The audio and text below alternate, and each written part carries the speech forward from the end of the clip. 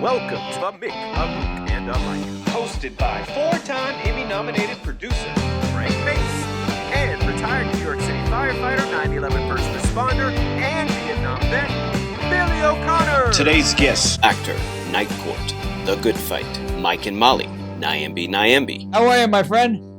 I'm reporting from the future, I guess. I love it. Reporting from the future. What is that? Where I'm at right now, Yeah.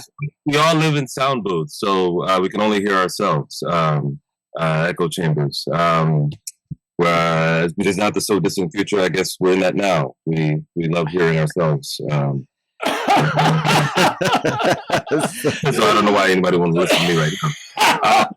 That's Billy O'Connor. How are you, Nyambi? Nice to know you. I'm good. And Hey, I know. Wonderful meeting you. And My pleasure. that's Derek Harris. Let him see you, Derek. Yes, I'm the guy who sent the wrong time, so apologies for that. No, it's always on time. That's all good. I appreciate you, though, you coming on early, though. I appreciate that. All good. Nyambi is the newest star of the show Night Court. How did that all come about? That's a great question. I don't know. I don't know if they know I'm on the show, actually.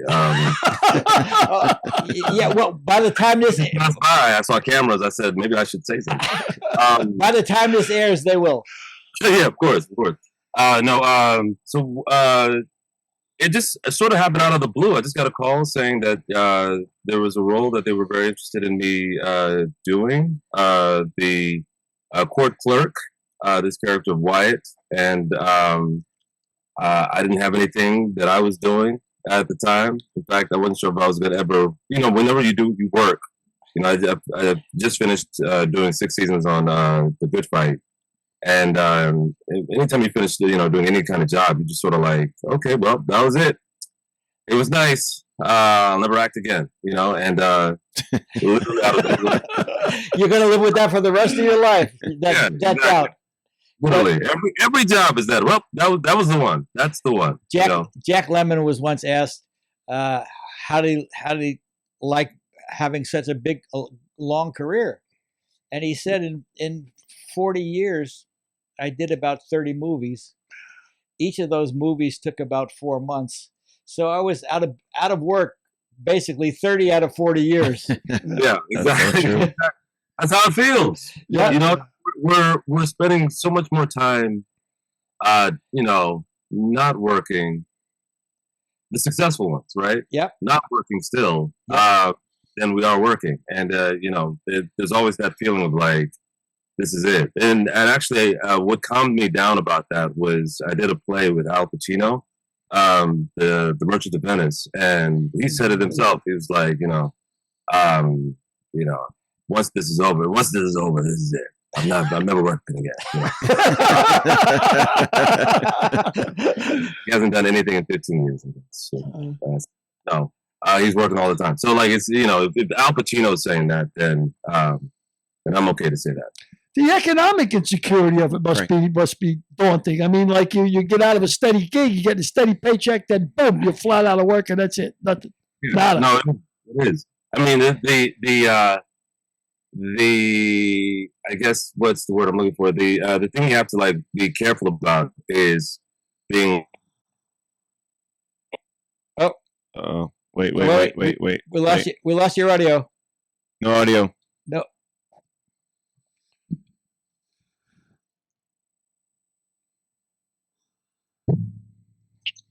We lost your audio. Audio's gone.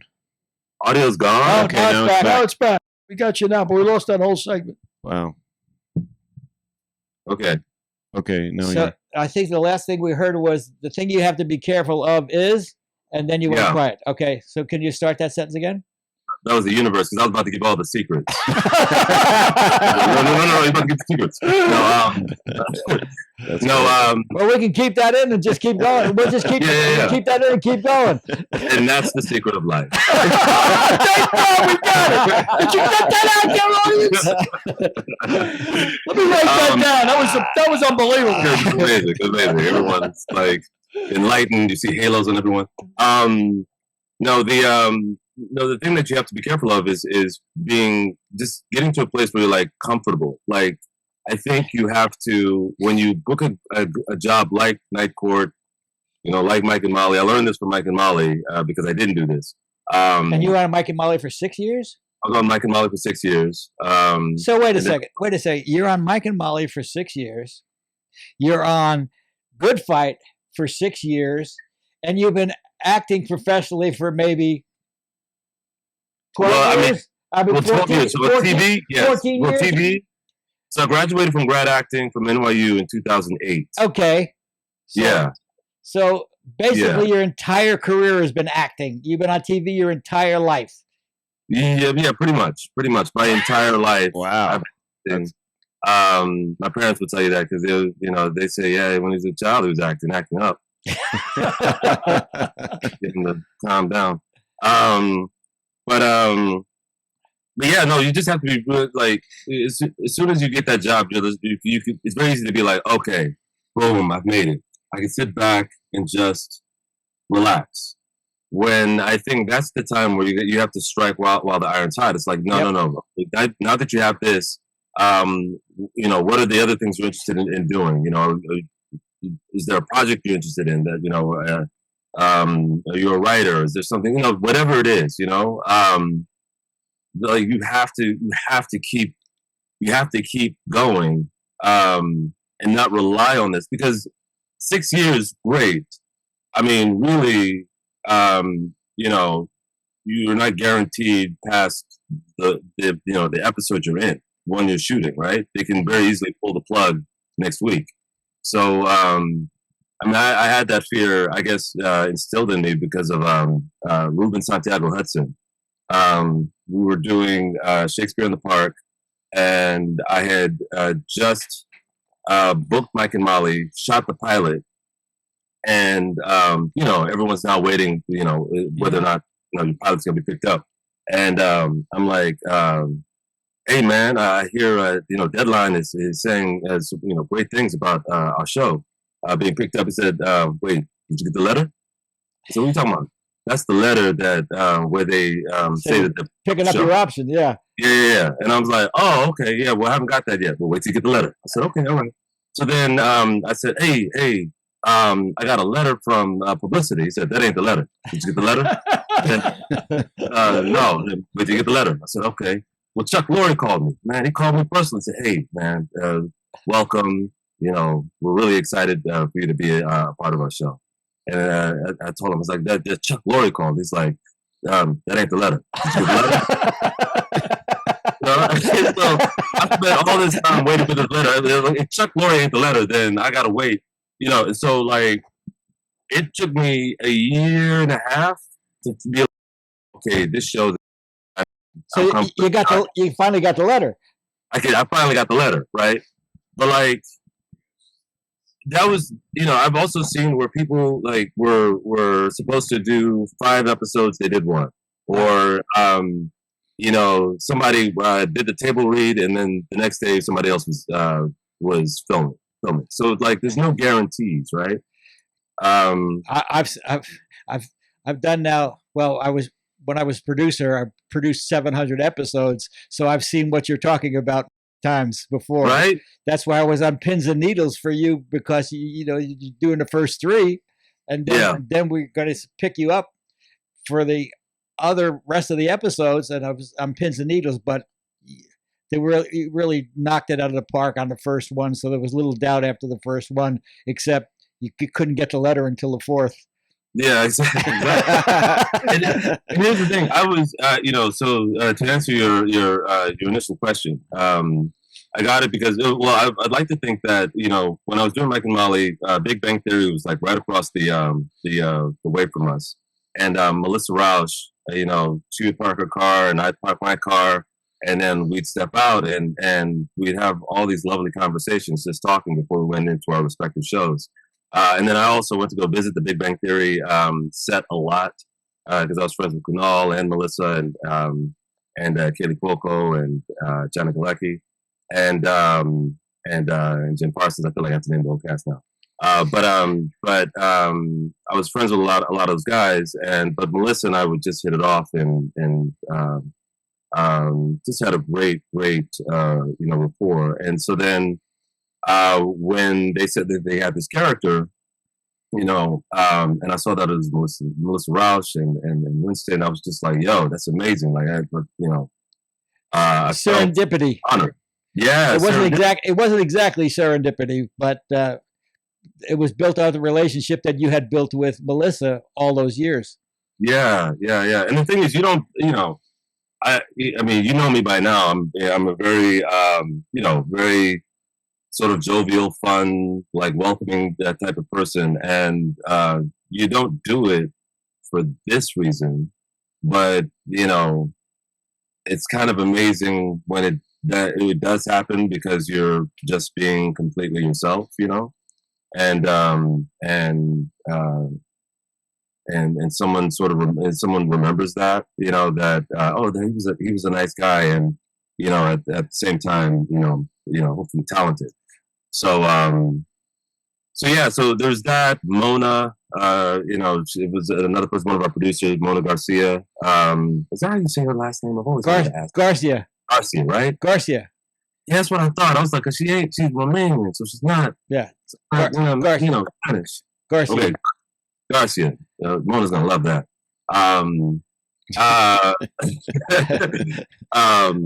But the timing of it was amazing because we just decided, my wife and I had just decided that we were going to start having kids. Well, when was that? Because you had your first child at Christmas. Yeah, we did. But then here's the thing: congratulations, by the way. Congratulations! Thank you. The offer came back in April before the strike. Yeah, the offer came back in April. That's when we started. Right. And but the week that we found out that we were pregnant was also the same week that I got the offer for night. And then the week that I was picked up, as far as I got the letter saying that I was a serious regular, was the week that our daughter was born. Wow. So it's been an amazing, journey, this whole thing. Well, the night you came to the set was the night we had Kareem Abdul-Jabbar on a show. And when I saw you walking around and talking to everybody, I said, this guy's got such a personality. He's going to be here for every show we do for forever, and not just for 3 episodes. So let me ask you guys a question. Is that standard procedure? Like you would look at the guy for 3 shows before you'd sign him on long term, or is there any just right away? Sometimes you say, this is the guy. Well, because Nyambi was replacing an actor, we were giving him a trial. Holy shit. You're good. Derek, help. Wow. I pulled out my plug. He's unplugged. I'm unplugged. Face unplugged. Let's get unplugged. Holy shit. Let's get ready. Hey, I got a quick question for you while Frank's hooking up. I really astonished by your education. It was great. I mean, coming from Oklahoma, coming from Texas, ended up in Bucknell and then NYU and then Stella Adler. Sorry. When you're doing Shakespeare like that, you Stella Adler, you're acting. Yeah. Is it hard to play yourself when all of a sudden you got to just be disarmed and saying, okay, I just got to be me? Is that hard, or is that just? It's harder. It's harder to be me. It's so funny. As a young actor, then doing interviews where I had to just be me. I remember I was backstage with all these veteran actors for this like round table talk, and we're backstage shooting. I'm gonna say you can say shooting the shit. Don't worry about it. Yeah, we're shooting the shit. And I'm like, yo, okay, yeah, this is nice. This is okay, yeah, I can be me. Okay, yeah, I'm just talking to you, whatever. And then like Lou Diamond Phillips was a part of it, and there was a couple of other people. And then we go onto the set for this round table, and they say, all right, and start the show. Man, every single one of these actors that I was just backstage, shooting the shit with, like, had turned on this character, a fake version of themselves. And I was like, who are these people? Wow. You know what I'm saying? Like, I don't like this. I don't know these people. They look like the people I talk to backstage, but it ain't them now. You know, and I just felt sort of like, oh, like who is that for me? Like, how do I do that for myself? You know, like like it's still a version of who they are. It's still them, but you kind of you got to guard it a little bit. You can't really be yourself, because the public consumption, they have the interpretation of who you are. So you don't, you can't really be yourself, because somebody would say, you know, buzz off or something. You're not going to, you don't want to say anything controversial. Yeah, it's like you just you find there's I still feel like it's them, but it's like it's just but then it's like maybe this character that they've created that is a representative of of them, because yes, there is a persona or a reputation or whatever people have to uphold in terms of like what they expect from someone, and which is I guess why when their interviews later on in people's careers, and they have those interviews where they're they have the more subdued ones, and they're like, okay, now this is where you get to meet the real me. You get to meet the real me, because now the other me was, turned on. He was turned on. He was all this other stuff. That's the one you saw over there. That's the one that was the troublemaker doing all. This is the real me. I'm not that. I'm not him anymore. I don't do that anymore. This is me. That's hard. He's doing the same thing he did over. But anyway, but yeah, it's very hard to because then it's like, what is that? Yeah. Whoever, because you generally don't spend life. Artists, actors, only people in their profession, only profession. Other than people who are so messed up where they're like, I got to figure out who the fuck I am. They go to a psychiatrist and they tell them. But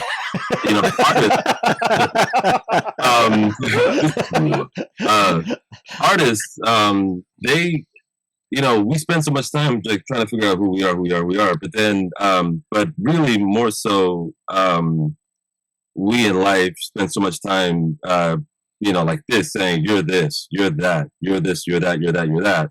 But we never spend the time, but actually, in response to like the world, we may say, I'm this and I'm only this, but never really taking the time to dissect sort of the nuance of who we are. And so when someone says, all right, we're going to meet Nyambi, then it's like, oh shit, well, who is that?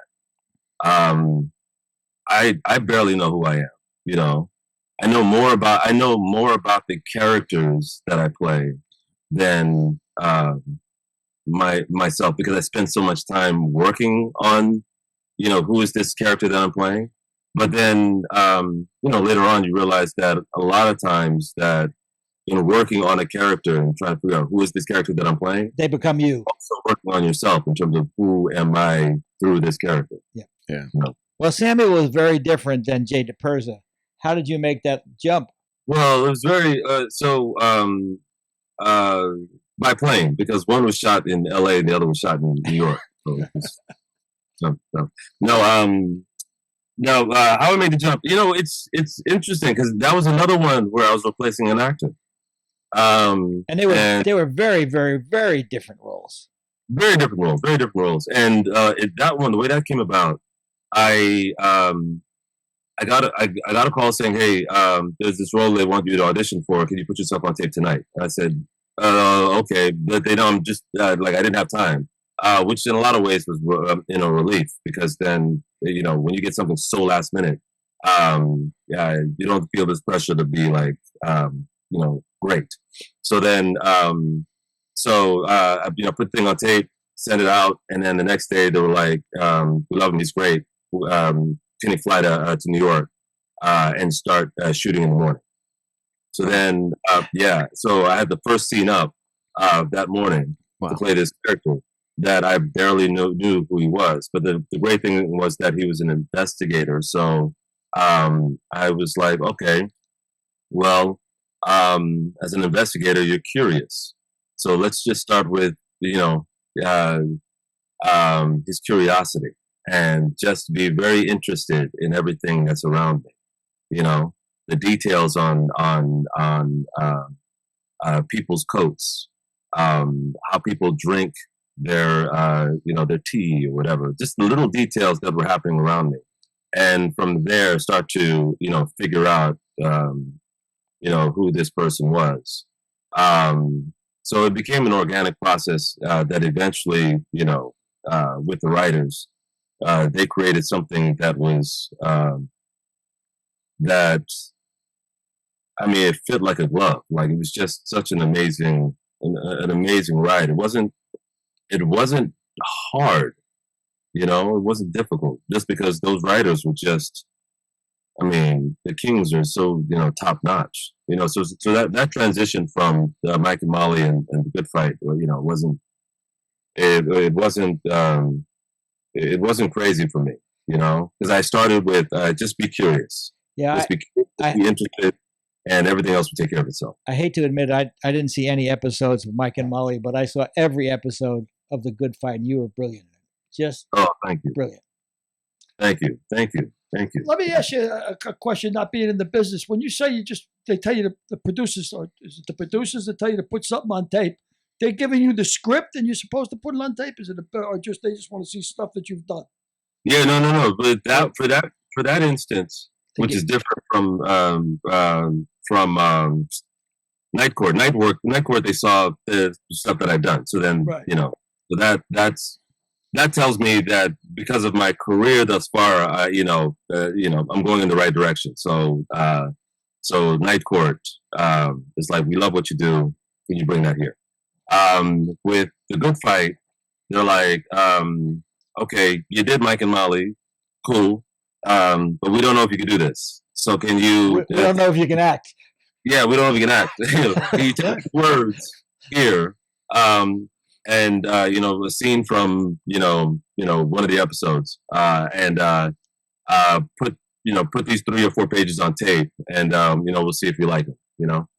And so you're doing monologues. You're not reading with anybody. You're just putting it on. No. I'm reading with someone. I'm not read with someone. Yeah, okay. No, I had a scene partner, so it's a scene.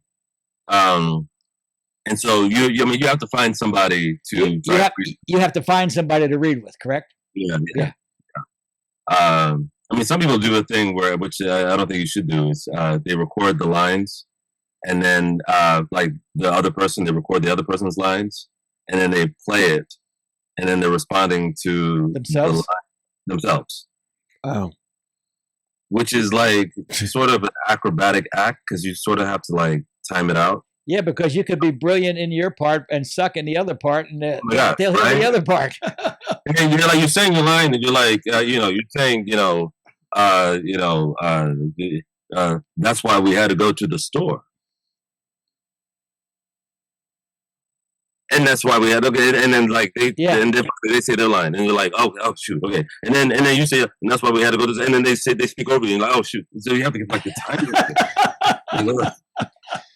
It's yeah, get yourself a scene partner. Anybody that's out there listening, don't do that. Don't record your lines.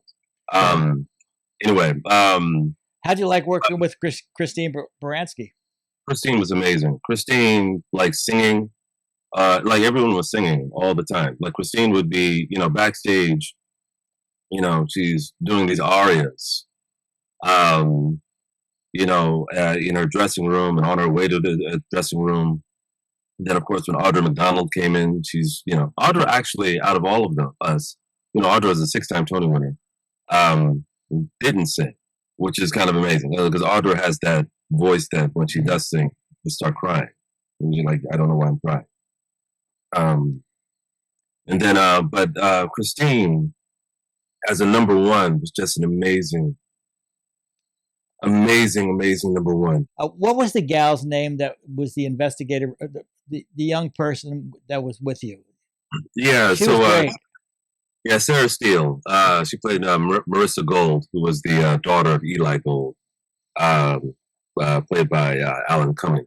But no. So she was my first scenes were with her, and I owe my entire 6-year run, I feel like, to Sarah, because Sarah, she was just so generous to me.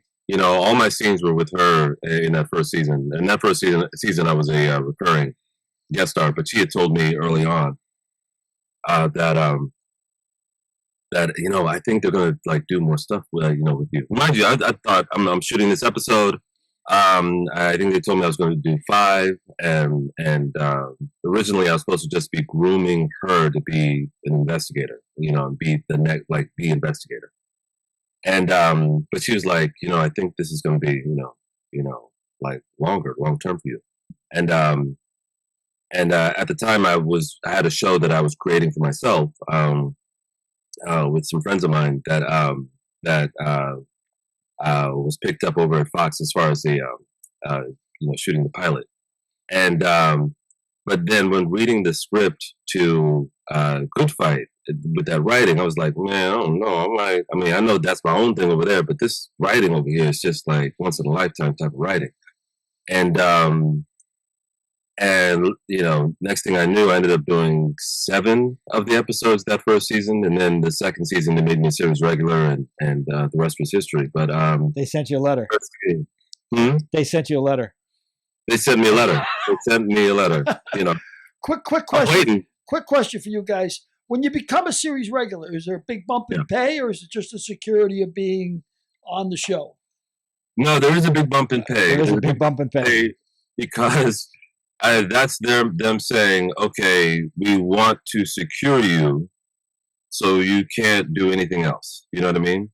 So we're going to pay you this much. We're going to pay you this amount of money, so that we're in first position to anything else that you do, or we have the right to, first refusal. It's not so much as you can't do anything else; it's that you can't do anything else while we're filming the show. Exactly. So we let's say we film for 6 or 7 months. We've got you exclusive for that 6 or 7 months. The other months when you're not working, you're free to do whatever you want. Yeah, exactly. You want. Exactly. So it's not just the security of the position; it's the big bump in pay. You're a regular score, and that's why, as you wrote, "If Lee's Lips Could Talk," they start coming in with the new cars until the show is canceled, and then they're back to the old 1972 Audis. Yep, that's correct. So let's talk about Night Court a little bit. How did you integrate it, and how are you having fun? Well, I'm going to ask you if you're having fun, but I know you're having fun because you wouldn't answer that question if you weren't. No comment. No, no. Of course, I'm having a blast, man. Like, everyone is so generous. Everyone, I ran into India, the Beaufort at when we were on strike, on the line, and she was like, "Hey, I've heard so much about you. You should come over to the house. We'll have lunch, and you can ask me anything you want to know." She was great. The conversations that I would have with Melissa, sat down with Melissa and Winston, during the, during the strike. And, like, everyone, Laquita, meeting her on set, and, Laquita and I just, we're riffing backstage, like, nonstop, just having so much fun. She's realizing anything I say, 95% of the things I say usually is not serious. Even India, yesterday she was like, I was saying something, and she was like, I don't know, I can't tell if you're fucking with me or not. I don't know. That's exactly where I like to have people, where they don't know. And had you worked with Lara Kent on Good Fight or not? No, so his character, his character was I was trying to remember the name of the STR Laurie. So STR Laurie, he was the head of STR Laurie, the American division, and he was in the big office where only Delroy Lindo and Christine Baranski can see him. Not the characters, but Delroy Lindo. Yeah. Right. But then the pandemic happened, and I think they made some changes in terms of how they were going to write that. Because he was supposed to have a longer run with the show. So you never worked with him? Nah, I wished. And I got my wish because now I'm working with him on Night Court, which is like surreal, because I actually went back and watched every episode of the original series. That must have taken a bit of a time because there was like 240 episodes or something. Yeah. There were a lot. But it was fun, man. It was fun to go on that journey. But then it also made it to where I didn't know how to approach John. Because I was like, oh my God, I'm a fan. Oh my God. Because the work that he did and everyone did on that show, Harry Anderson, Charles Robinson, eventually, I grew up loving Marsha Warfield. So I always thought she was on the show from the beginning, but didn't know that she joined season 4. And then of course did the rest. But that the first 3, were Selma Diamond, and there was another one that came right after her after Selma passed. But yeah, I think it was Florence Hallop, I believe. Florence Hallop. Yeah, that's right. And then of course with Marsha Warfield, they were like, let's go like completely the opposite. Young, black, and doesn't smoke. So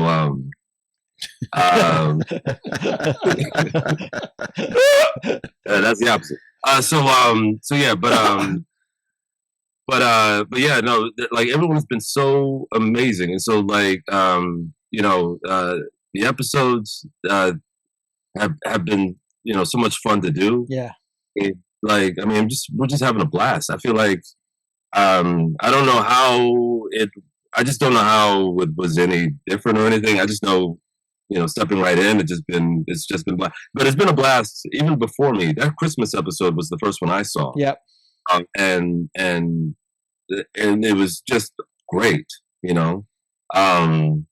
So yeah, I have no complaints. I just, Let me take you back. So Nyambi. Yeah. Why don't you tell us a little about the derivation of the name? Talk about how your folks, you were born in Oklahoma, but tell me about how your folks got from Nigeria to Oklahoma. And then we'll take it up through Bucknell, where you were aspiring to be a basketball player and played basketball at Bucknell. So tell a story. Okay, so my parents are from Nigeria, born in Nigeria. My parents started dating.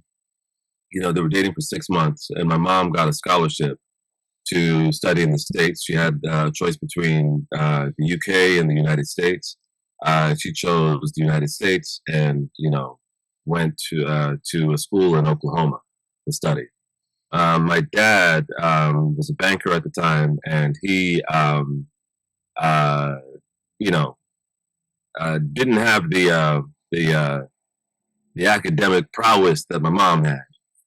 So when she was leaving to go to the U.S., it was essentially like, well, I guess that's it. That's the end of the relationship. And my grandmother, my dad's mom, was like, "Do you like that girl? Do you love her?" Of course, she said it with an accent. Do you like that girl? Do you love her? And he was like, yeah. And she put the money together to send him to a school in the U.S. And so he chose a school in Arkansas. Which, wow. I'm like, yeah. He hadn't read up on U.S. history. Well, Derek was brought up in Mississippi, so he reminds us all the time. Yes. Yeah. Good place. So then, but that was the closest he could get to Oklahoma. So it was Arkansas. So then, so he was at a school there, and And then at some point, I mean, my dad, he quickly got acclimated to, the South. Yeah. The thing is, being Nigerian, being African, and coming to the U.S., it's a difference. Like racism it's different there. And it's colonialism, and it's just like they don't experience it at they just don't experience it, in the same way that Black Americans experience it here. Like it's just completely different. You look at apartheid and how they experienced, but blacks and coloreds experienced racism there. It's still very different than how Black Americans, experience it here. All bad, all not good, but all very different in how people experience it. So when my dad was here in Arkansas, he was walking, and somebody, of course, yelled out of their car, the classic yell out of the car, hey, the N-word, and he waved back and smiled. Wow. He had no idea what it meant. Got it. You know what I mean? Yeah. So it just sort of rolled off of him, it's because it's like, I don't know what that means. I'm gonna wave back, But so that's one of the things that early on, with me at least, he would be like, don't even, that's not, they could call you that, whatever, but because I had that same when I was living in Virginia, same thing, with my basketball dribbling, and then somebody yelled out, hey, N-word, right? And I got angry, but then sort of remembered my dad about it, and sort of like, let it go. It's not who you are. You know what I mean? It says more about something. It says something more about them than you at all. Undoubtedly. And yeah. And so then my dad, they used to go back and forth, traveling, back and forth to sort of to see each other.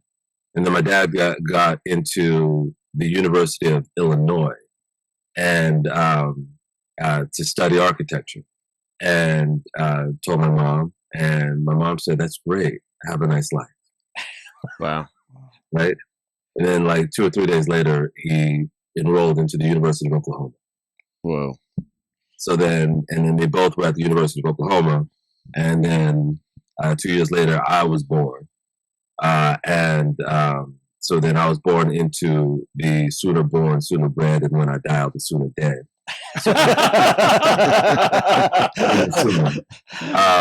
Yes, I'm a diehard Oklahoma Sooner fan. Wow. So diehard, I'll tell you this story. So diehard. This game never existed because they vacated the championship. So sorry, because USC, I don't know if you remember that. So USC, we played. Is 2005. We played them in the national championship game. The score is burned in my brain, 55-19. But we lost that game. But it doesn't exist. Thank you, Reggie Bush. But during that game, I was watching it with my lady at the time, my ex at the time. Well, at the time she was my lady, my ex now. But she was like supporting me, was rocking the jersey and all that, whatever. And I'm superstitious, So then we're watching, and I'm like, man, something, what's going on? Like, what's happening? Okay, turn the TV on. Okay, turn it back on. Okay, what's happening? Hey, baby, take that off. It's like, I was like, they scored again. I was like, oh my gosh, babe, maybe if you're not watching, this is why she's my ex. Maybe if you, like that's how diehard I am when it comes to the Oklahoma Sooners. Yeah. So anyway, but they that was the story was when I was born, I was carried by Billy Sims. Billy Sims. Yes, the great Billy Sims. Were you? And so I was destined for greatness. Although Billy Sims was known to fumble, so I don't know. But and then you got to Bucknell on a basketball scholarship. I did. So when I was in high school, I was playing. I was at Oakton High School, played in an all-star game. Actually, I was going to 5-star, and 5-star is where they first saw me. Mhm. 5-star basketball camp. Howard Garfunkel. Is that right? Yeah. Yeah. Howard Yeah. Garfunkel, Yeah, and 5-star. yeah, and so that's where they first saw me, and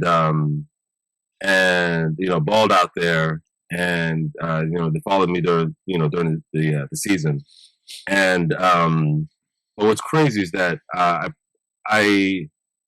played in an all-star game.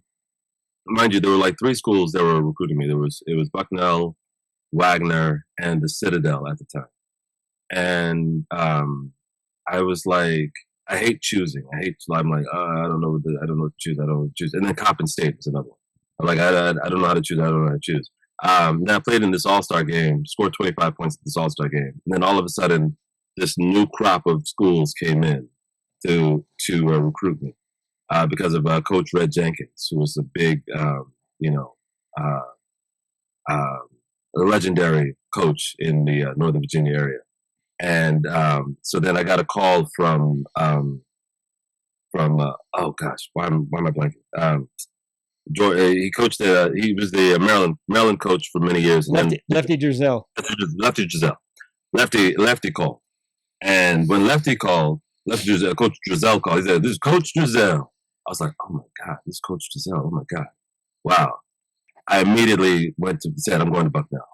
Because I knew all of a sudden I was going to, like, this new crop of schools that were coming in, that the choice was only going to get harder. And I was just like, I'm going to Bucknell, So you didn't have to, you chose Bucknell so you didn't have to decide. So I didn't have to decide. Yeah. Yeah. It was also my dad, of all the schools, my dad felt like that was the best academically. It's a great academic school. And so I felt like that, my dad would be happy about that. And, Bucknell, it's a good, like, they had just made it to the championship game of the Patriot League, the year before. So, there was a chance of making it to the tournament, which is, always a dream, right? And so, but they had lost to Navy the year before. Trying to think of who was on that team, because it was the next big guy that came in after David Robinson. After David Robinson, they had another big guy that went there that could have played anywhere, but he decided to go to Navy. But then his career ended up not being, of course, not we can't think of his name right now because he wasn't David Robinson. But yeah, no, I chose Bucknell because, for those reasons, we'll talk about it. We'll get into it. But ultimately, I don't know. I would rather have done what was offered, which was go to Georgetown on a half scholarship and play for John Thompson. Yeah. And do that instead if I were to do it all over again. But that was toward the end of John Thompson's career. Yes, but you discovered acting at Bucknell. That's the thing. And if you hadn't done you weren't going to be an NBA player.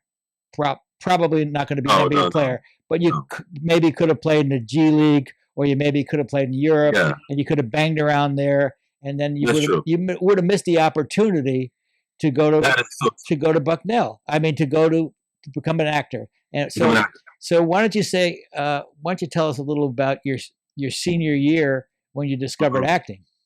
Yeah. So with the team, I had a rocky relationship with my coach, and my senior year, I was about to start. I was going to start, if not play a lot. I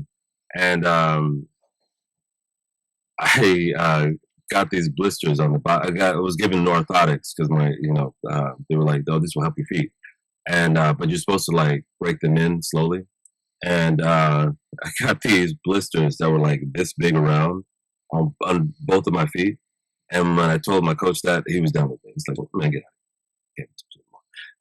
So then I was just sitting around out because I couldn't walk. with these. Wow. And I saw that there was this gala. They were doing this Martin Luther King gala, and I was like, oh, you know what? There's this speech I used to do back in high school for competition. It was the eulogy for the martyred children. And maybe I'll tell them, I'll ask them if I can do that for them. And I went to the person, the Multicultural Center, the person who was running it and who was putting that thing together. And at Bucknell, it's like 4 or 5 black folks there, you know what I mean, by comparison to school. And so we all know each other. And when I said that, hey, I have this thing, she looked at me and was like, wait, you have this? Like, wait, you know, because I was known as a quiet kid. But, you know, the only people who really knew this sort of personality were the person who was standing next to me, because I'd always like, something would happen and I'd turn over and say something, and then they'd burst out laughing, and then people would be like, what happened? And then, oh, it's Nyambi. He just said something, you know. But then I wouldn't say anything. So then I told this person that I have the speech that I used to do in high school, and they're like, oh, okay, all right. When she did that, you know, this is where the competitor in me came out, because then I was like, oh, you don't think I can do this? Okay. All right. You know what? I'm going to take this speech. I'm going to memorize it. You know, this is something that, you know, in the forensics club, which is where you're interpreting these speeches, you didn't have to do that. You know, you can read the speech off. But I said, no, I'm going to memorize the speech. You know what? I'm going to study his cadence. And, you know, I'm going to study his walk, his gait. I'm going to study the speeches behind the speech. Never called it acting, right? This is just me, you know, doing all this stuff to you know, that I thought would make this speech that much more powerful, you know. And by the time I you know, do the speech, there was like, I don't know, this out of body. I've had it, you know, a couple of times since, but this out of body, in my body experience, where later people said you caught the bug, you know. And you know, got a standing ovation doing it, and you know, got my first sort of like write up in the local paper about it. And Professor Glenn Griffiths, a teacher of mine, who gave me a C in his class. I find that's important, because you know, I think he was trying to figure out what I was going to do with my life, and I was trying to do the same. It was that was, what class was that? It was like I forget what class that was, but it was like an elective class. But when he saw the speech, he said, "Nyambi, you're an actor." And I was like, "Oh, yeah, I am." You know, because it's the first time somebody had put a name to the thing that I'd loved doing all these years. You know, because I've been acting. Like your mother said, acting up. Acting up, then you know, I've been taking acting classes since 7th grade, you know, but it was just for fun, you know. I didn't call it acting. It was just me having fun. And but he was like, "Yeah, you're an actor. Yeah, you're welcome." You know, so yeah, so I never looked back. I started a theater company there, the Bucknell Multicultural Ensemble Theater. Be met by the truth.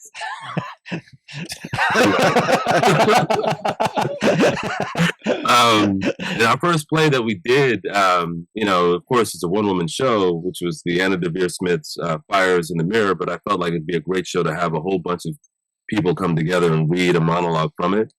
And so that's the first thing we did. And then I was doing all these speeches that I used to do in high school, but like, you know, do actual interpretations of them, like Malcolm X. The Mario Cuomo City on a Shining Hill, you know, all these you know, different speeches that I love doing. I would do it for people, you know, in the 4 black people. I would do it for them, and that was our audience. No, so yeah, so once that was done, I then enrolled into the Stella Adler Studio of Acting. And did you have to audition for that? I did. And I auditioned. There was 2 monologues. One was from Othello, and the other one was from Ma Rainey's Black Bottom. And the one from Ma Rainey's Black Bottom I had memorized and did it. But then, and the thing is, when I decided I'm going to be an actor, I need to go to a school. The deadline was that weekend for Stella Adler. And the reason why I chose Stella Adler is because Benicio del Toro read an article about him, and he had mentioned Stella Adler. And I said, that's where I want to go. And but then they were like, well, you have to get this thing in by Friday, and it was Tuesday. And I was like, oh, but I don't know. I don't have a monologue. I don't have anything, to give them. So I said, okay, Levy from Ma Rainey's Black Bottom. Othello, sure, because he's black. I can do that, and then, but the Othello one, I said I had to apologize. I said, I'm sorry, I have to read this, not knowing that later on, but that's what actors do. They read sides, But I remember I apologized on the tape, like, sorry, but I have to read this. And then later, Tom Oppenheim was like, yeah, but that, your Othello was great, but that Levy, but Well, because you had it memorized. You weren't just trying to get the words in the right order. You were acting at a subtext of Ma Rainey. Yeah, and that's but I think I do think that Othello, because that's still with me right now. Just trying to remember the first words, but because once I launched the first words, I can remember that speech. But sorry, that was my heart monitor. No, I was kidding. You're kidding, right? No, you're kidding, right? I'm kidding.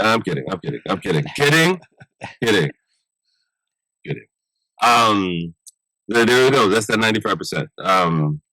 So went to Stella Adler, did the 2 years there. Had some great teachers there, and one of my teachers there, the late great Earl Gister, who spoke with that thing, you need to go to grad school. And I was like, it's like, you need to go to a school where everyone around you is as serious about it as you are.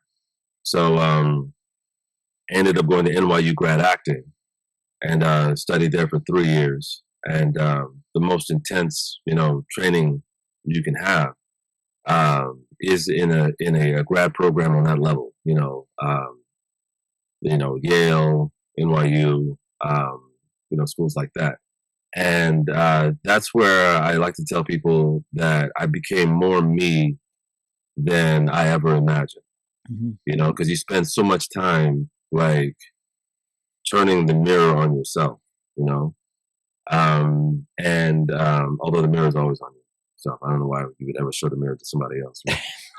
Anyway, that's not how a mirror works. You need to turn and look at yourself. But you spend so much time working on yourself, and being that it's New York, I also tell people, I was born in Oklahoma, grew up in Texas, did more growing up in Virginia.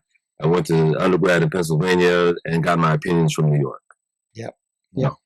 That's where all my New York is where I develop all my opinions. My flavor, I feel like, is from New York. You know what I mean? So yeah, but it's because of those 3 years with those amazing teachers. It's an amazing program, amazing artists to come out of that program, and then out of that, every year, every class that graduates, we get a mentor. And my mentor coming out of my year was Danny Pino. Danny Pino, at the time was on the show Cold Case. Yep. Yeah, and so we have a showcase in LA. We have our showcase in New York.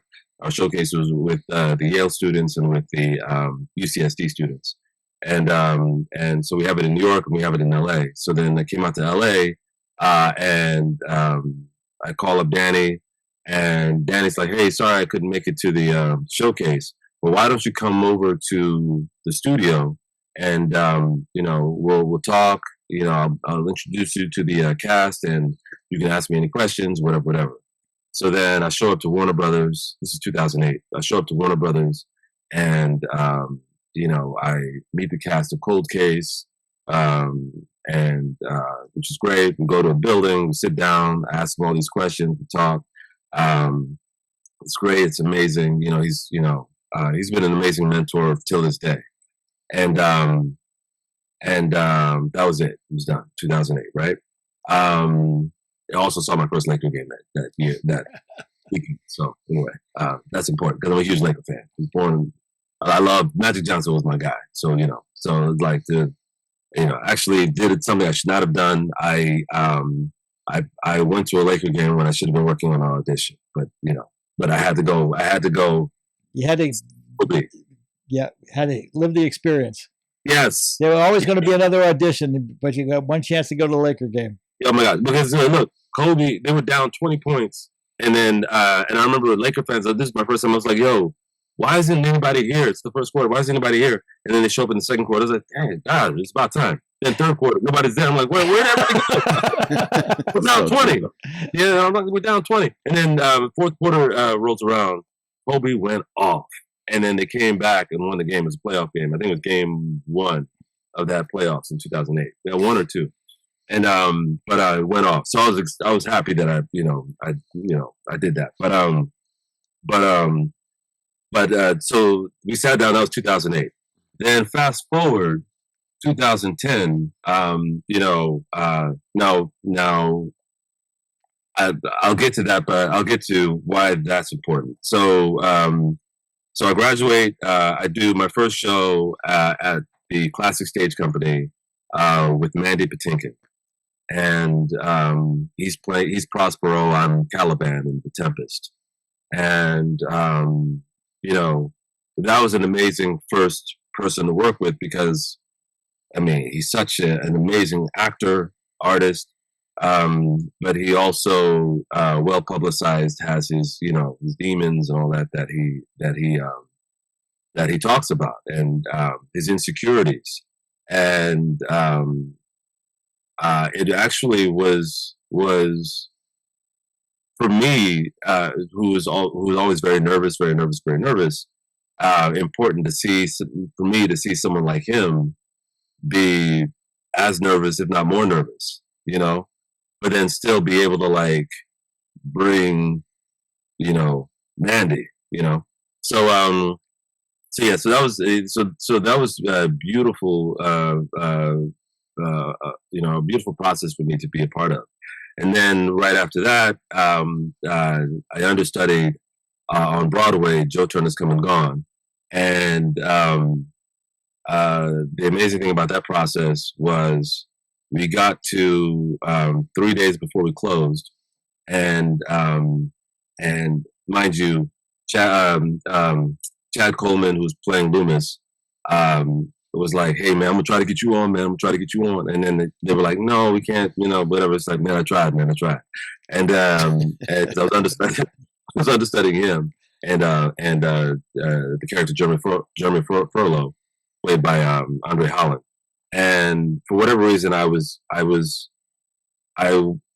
warmed up that day, and I see Daniel Larlam, this guy, this friend of mine from Labyrinth Theater Company. I see him, and he's going to be an usher. He's working the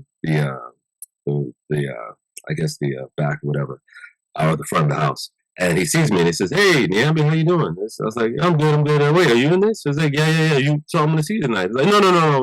Yeah, I'm not. I'm just, warming up. I'm not going on. But that's okay. I'm good with it. Whatever. And it's like, oh, okay, all right. Well, I'll see you. So all right. So then I go backstage, and the play starts, and we're supposed to pack up everything because the play is closing, and so we have to pack up everything. So I'm packing all this research that I've done, because I usually have research on my walls. So I'm packing up all that research. I'm putting it away, reciting the words as the play is happening. So I'm saying it all, saying the words, and then we get to right before the first act is over, and there's a huge juba, and then a huge sort of out of body thing happening, and I hear over the loudspeaker, my legs won't stand up, my legs. And then I hear, my legs won't stand up. And I'm like, that was an interesting choice. I keep going. And then I hear, my legs won't stand up. I was like, oh, he lost his voice. And I keep going, not knowing what that meant. And then he comes back off stage, Chad Coleman, and says, I got no voice. You got to go on. I got no voice. And I'm like, I smile, and then fear. Because I was just like, yo, okay, what do I do? Mind you, this is like my favorite role, favorite play. And I'm like, what do I do? And then Arliss Howard comes up to me and says, you calm down. You let everybody else worry. You calm down. I'm like, okay, I'll calm down. Okay. And then, they start to push me out. And then Roger Robinson, who just won the Tony, he sees me and says, all right now. And he goes off. And then Ernie Hudson looks at me and is like, okay, now. And he goes. And then Andre Holland's like, okay, man, let's go get him. I was like, oh, shoot, I don't know what I'm going to. Then mind you, they finally take me backstage and they're like, okay, just wait right here. They couldn't find my wardrobe because they had packed it away because they thought it was done, right? So then they had to figure that out. And then the night Gurira, she says, hey, when you're done, come upstairs, we're going to pray, right? So okay, great. LaTanya Richardson is like, okay, now, all right. She goes off. Anjanou Ellis is like, I can remember everyone's reaction, right? And Marsha Stephanie Blake is like, I'm going to see you in the wings, okay? So I'm like, okay, all right. So then they finally put me in the wardrobe. I go upstairs, I pray with Denai, who every night, she has the last scene in the play with Loomis. Every night I would run it with her, right? So then, so that's something. So is important for in a second. Then I go into the wings with Marsha Stephanie Blake. We're now sitting and we're rocking back and forth. And they say the role of Harold Loomis will now be played by Nyambi. And you're, oh my God! I told you his voice. He dropped it. And then the play starts, and the first line is Ernie Hudson. And then Ernie Hudson says his thing, and it's huge laugh. And then she's like, okay, they're still with us. And I'm like, okay, they're still with us. And then she goes off and she enters. And then I have my first line when I come in, I enter and I say, you have those $2? But those $2 say we staying. And then huge laugh, which means it's the same laugh that they normally get. So I'm like, okay, we cool. And then as the play is going, we get to where now I say who Joe Turner is, right? And I look out into that Broadway audience to say this monologue, this huge speech about who Loomis is, who Joe Turner is, and why Joe Turner is important. And I look out in the audience, and at NYU we have this theater. We call it the Fifth Floor Theater. It's the biggest house we have at NYU. And so then I look out into the Broadway house, and I look out and said, oh, this ain't nothing but the Fifth Floor Theater. I said that to myself, that this is just, the name is Broadway, but it's still the same number of people, same, house. They just happen to call it a different name, and I settled in. And I remember going, as I'm exiting, upstage of Roger Robinson. And I look down at him and I say, I know who you are. You one of them Bones people. And he looks at me and he winks to let me know I'm doing a great job. So then we get to that final scene with Denai, and I tell you, man, it was again one of those out of body, in my body experiences where I just felt like something was taking over, and finally, blood make you clean with blood. Yeah, the whole last line, and then he cuts himself, and then has this sort of revelation. Plays over, we get the standing ovation, and then Roger Robinson, who normally gets the final standing O because he just won the Tony, he said, no, you go. And then they all left me on the stage, and I'm there receiving the standing O. And then as soon as I exit, they're all waiting for me in the wings, and they start screaming, ah! And I just break down crying. And then LaTanya Richardson Jackson is like, you're never going to be the same. You're never going to be the same. Wow. And I'm telling you, my life from that point on, I felt like I could slay giants. Wow. And You you know. and you have. And you have. It's a great story. Before we wrap up, Derek. Just a great story. do you Well, have- I don't know if I want to go. I want to ask any questions after that. That was too It's good. just a great story. Just a great story. I was going to ask. Oh yeah, but hold on, real quick. So I want to tie something together. Okay. So then, fast forward. I'm now at I have now been called saying, hey, there's another great story in there, but I'll skip that one. I'm being flown out to test for Mike and Mollie. And so then I'm like, okay, wow, this is amazing. I'm going in the right direction. Great, whatever. So then I fly out, and mind you, I didn't know that you get all this stuff for free. I'm like, so how much was the ticket for the flight? Like, no, they got it. So, wait, you pay for it? Oh shit, okay, all right. And then I was like, first class. yeah, first class. I was like, what? No, first class is on the way back. Oh.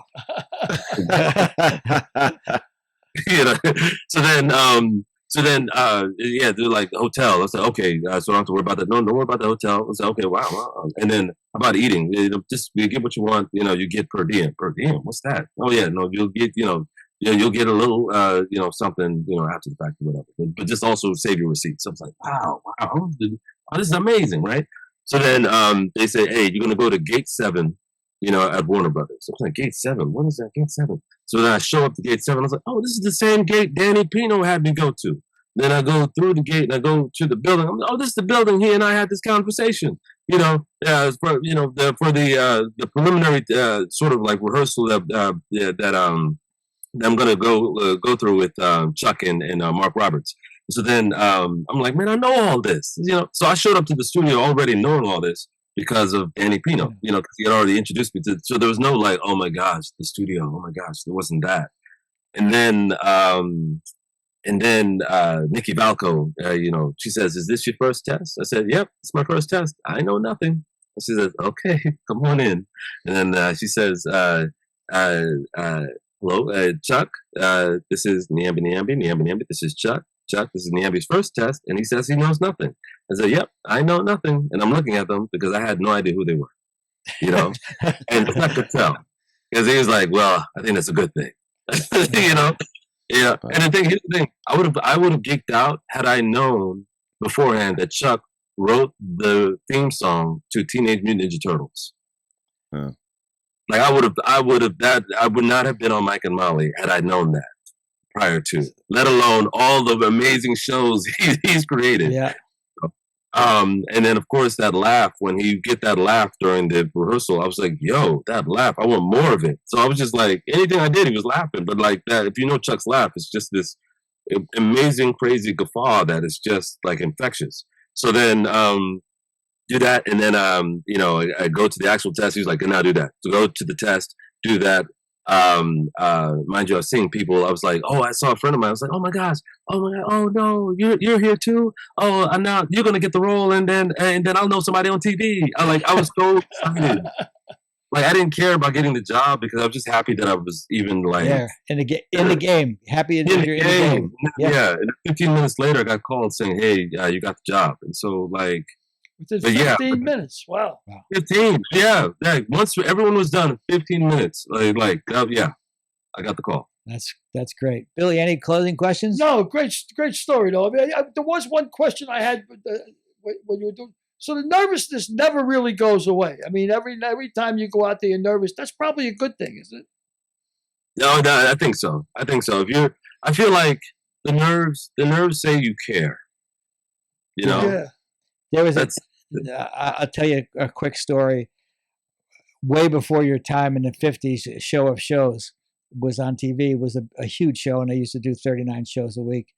And it starred Carl Reiner, Sid Caesar, and my friend Howard Morris. Mm. And Howie said to me every night before went on the air, Carl Reiner and he went under the stage and threw up for nerves. Yeah. That's juice. It's the juice. But the overcoming that, you'll be able to overcome that and face your fears and then doing it. And when does it disappear when you're on stage? After the first line is out? After the first laugh? After you first realize that you're comfortable? When does it ever go away? It's interesting. It might be the first laugh. But then sometimes, it's interesting. For me, I don't know. I just think what ends up happening is that my desire, my want to get whatever this character is looking for supersedes whatever nerves I have. Mm-hmm. Like that desire is so much more, you know. But that first laugh certainly makes me feel like, okay, I got that laugh. Now I Now can, you just do your part. Well, you've done your part for sure today. Thanks so much for being with us, Nyambi. Thank you. I'll see you Monday on the set, and good luck with that show, man. Good luck everything. with that. It's a real pleasure meeting you. Thanks for coming on. Great. Thank you. Kill it on that show. I hope it. I'm proud of you. Thank you so much for being on the show. Yes, thank you. Wonderful meeting you three. Yep. Okay, brother. Take it Well, easy. you too. It's great to see you, Frank. I'll see you on Tuesday. Yeah, Wonderful meeting the other. Yes. great. Great to meet you too. Thanks. Right. Yeah, wow. He's Good had guy. skyrocketing career, though. I mean, it's amazing to go from one gig to another and just come right out. And Especially out of the shoot. Yeah, I that's mean, what you I'm know, saying. some guys languish forever and never get a break, and he's just got it.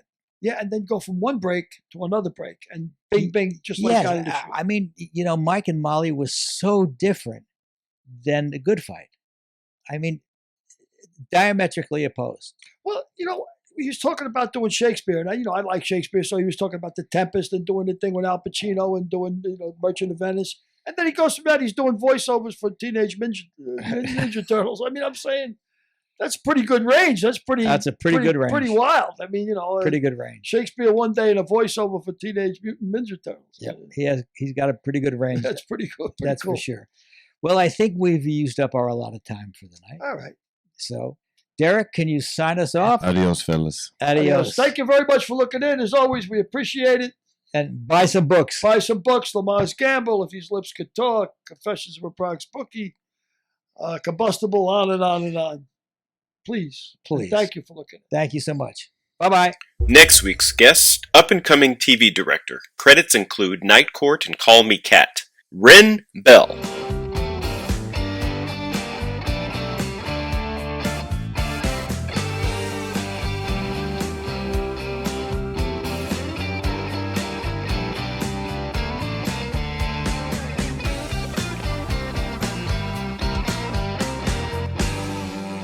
We'll see you next week.